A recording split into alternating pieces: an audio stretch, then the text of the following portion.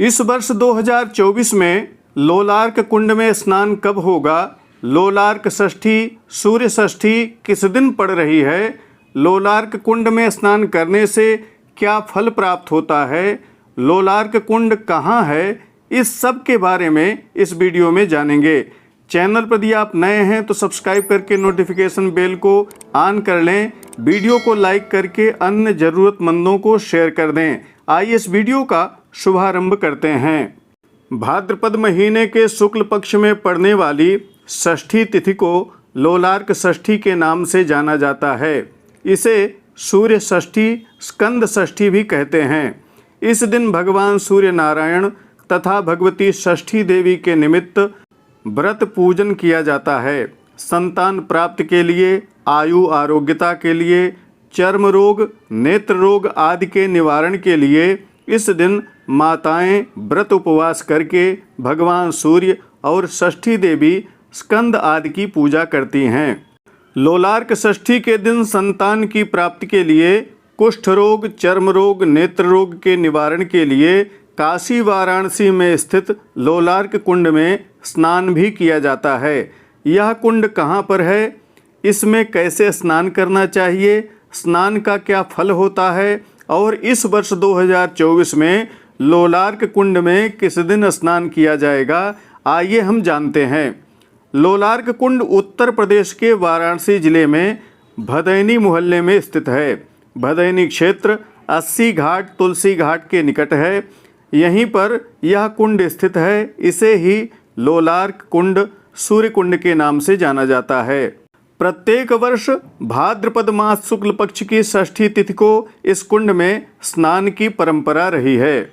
मान्यता है कि जिन दंपतियों को संतान न होती हो, एक संतान होकर आगे संतान होना बंद हो गया हो, संतान होकर नष्ट हो जाती हो, गर्भ रहकर नष्ट हो जाता हो, बांझपन हो या डॉक्टरी जांच में कोई रोग ना आता हो परंतु संतान न उत्पन्न होती हो, ऐसे तमाम लोग पति पत्नी सहित जब लोलार्क षष्ठी के दिन इस लोलार्क कुंड में स्नान कर लेते हैं तो उनकी गोद भर जाती है। उन्हें चाहे बेटा या बेटी, कोई न कोई संतान भगवान सूर्य नारायण की कृपा से अवश्य प्राप्त हो जाता है।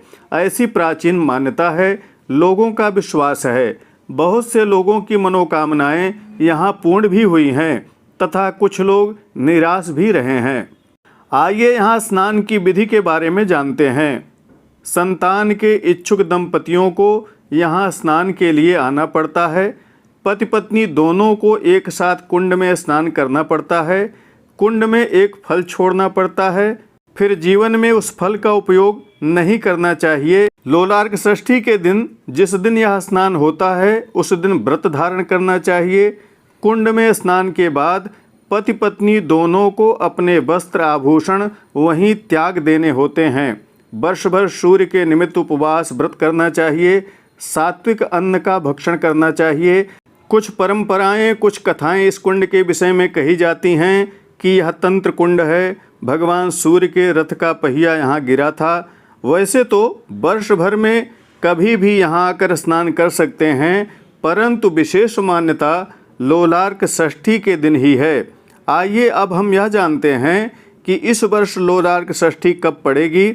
उसके बाद स्नान के संबंध में लोगों की शंकाओं, प्रश्नों के संबंध में जानेंगे। भाद्रपद शुक्ल पक्ष षष्ठी सोमवार दिनांक 9 सितंबर 2024 को लोलार्क षष्ठी पड़ रही है। इसी दिन लोलार्क कुंड में स्नान किया जाएगा। यहाँ लाखों की भीड़ इकट्ठा होती है तो 2 दिन पहले से ही लाइन लग जाती है, इसलिए समय से आकर लाइन में लगना आवश्यक है। 8 सितंबर रात्रि से ही स्नान प्रारंभ हो सकता है और निरंतर चल सकता है, तो पहले आकर के अपना स्थान सुनिश्चित कर लें। कुंड में छोड़ने के लिए विभिन्न प्रकार के फल यहाँ बिकते रहते हैं, आप यहाँ से खरीद सकते हैं। वाराणसी कैंट रेलवे स्टेशन से ऑटो द्वारा दुर्गा कुंड, फिर वहाँ से पैदल आप भदैनी 80 पहुँच सकते हैं।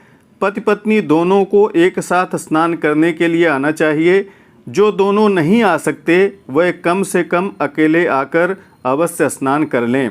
भीड़ ज़्यादा होती है, इसलिए यहाँ असुविधा का सामना करना पड़ सकता है, लाइन में खड़े रहना पड़ सकता है। तो अपने स्वास्थ्य का ध्यान देते हुए आने का निर्णय आपको लेना चाहिए। कुंड में स्नान के बाद शरीर का वस्त्र आभूषण छोड़ना होता है, तो जो आप छोड़ सकते हो वही वस्त्र आभूषण धारण करके स्नान करें। कुंड में स्नान के संबंध में सारी जानकारी के लिए, सारे प्रश्नों के समाधान के लिए पहले वीडियो मैं बना चुका हूं, आई बटन में जाकर आप देख सकते हैं। जानकारी यह भी प्राप्त हुई है कि कुंड में स्नान के समय व्यवस्थापकों द्वारा पैसे की भी मांग की जाती है, तो कुछ पैसे भी अपने पास अवश्य रखें। कम से कम सामान लेकर आएं। अपने सामान की सुरक्षा स्वयं करना होता है। जिन महिलाओं को पीरियड आया हो उन्हें कुंड में स्नान नहीं करना चाहिए। पूर्ण श्रद्धा विश्वास से कुंड में स्नान करना चाहिए। लोगों के बहकावे में, अंधविश्वास में नहीं जाना चाहिए। जिन्हें कुष्ठ रोग हो, चर्म रोग हो, नेत्र रोग हो, वह भी इस दिन यहाँ स्नान करते हैं।